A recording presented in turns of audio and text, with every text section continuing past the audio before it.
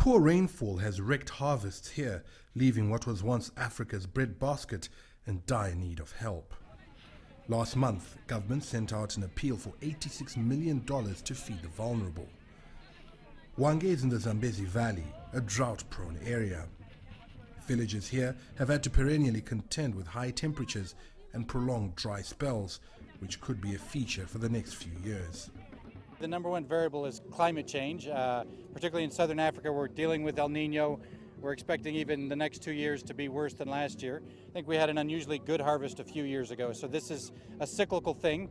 As you can see from the climate, it's not necessarily conducive to maize, to corn type cropping, so we're trying to promote drought-resistant crops.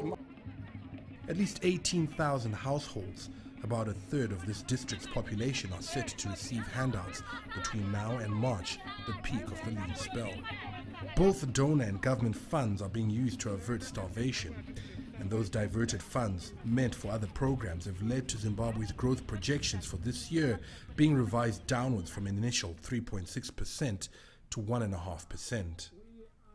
Poverty has perpetuated the vulnerability in this region.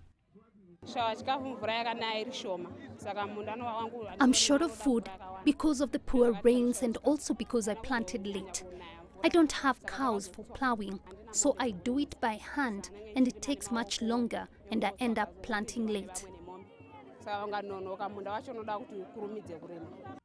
Zimbabwe is this year facing another poor rainy season.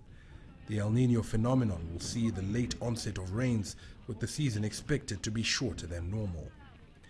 CCTV, Harare, Zimbabwe.